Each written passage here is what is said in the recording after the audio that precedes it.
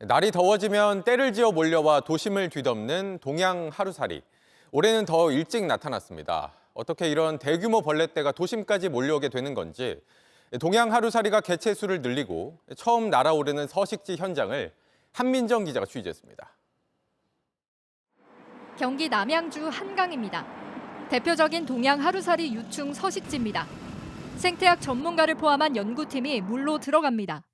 수심 3m에서 5m 정도 내려가 돌과 모래 틈을 휘저어 봅니다. 하얀 동양 하루살이 유충들이 보입니다. 밤이 되자 물 위로 올라옵니다. 팝콘처럼 부풀어 올랐다 날개를 펼칩니다.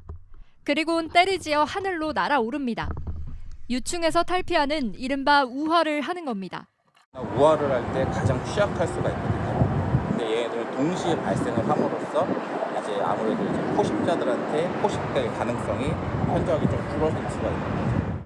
이후 풀숲에 머물다 밤에 때를 지어 날갯짓을 하며 짝짓기를 하고 개체수를 늘려갑니다.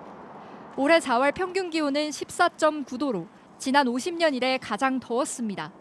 예년에 비해서 올해 한 일주일 정도 조금 빨라진 것 같고요. 대량 발생 직전에 이제 그 비가 오면서 조금 개체들이 좀 하류까지 떠내려가서 예전에는 발생하지 않았던 용산이라든지 마포까지 지금 출몰을 하고 있거든요.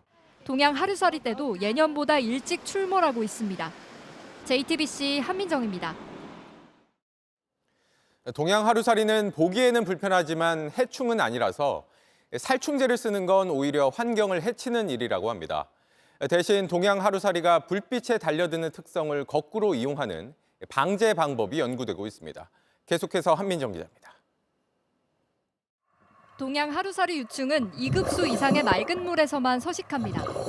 유충을 없애자고 맑은 한강물에 살충제를 뿌릴 수도 없는 노릇입니다. 동양 하루살이가 유충 시기에는 이제 그 유기물질들을 먹고 사면서 환경을 정화하는 역할도 하고 있거든요. 날개를 적게 하려고 물을 뿌리거나 끈끈이 포충기까지 동원됩니다. 하지만 이미 도심으로 몰려온 뒤입니다.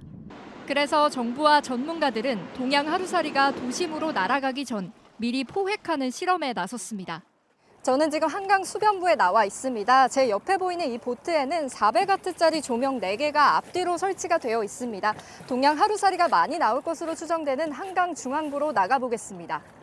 밤이 되자 마치 눈보라가 몰아치듯 보트 주위로 하루살이가 몰려듭니다. 육지로부터 150m 정도 떨어진 한강에 나와 있습니다. 지금 이곳에 조명을 설치한 지 1시간가량 지났는데요.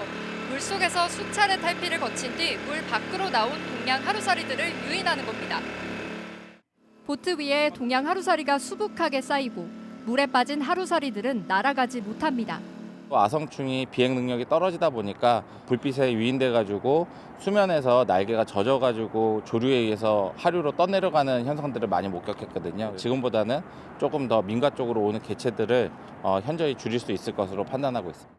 정부와 연구팀은 실험 결과를 토대로 실제로 적용이 가능한지 살펴보고 있습니다. JTBC 한민정입니다. JTBC 뉴스를 시청해 주신 여러분 고맙습니다. 저희는 저녁 6시 50분 뉴스룸에서 뵙겠습니다.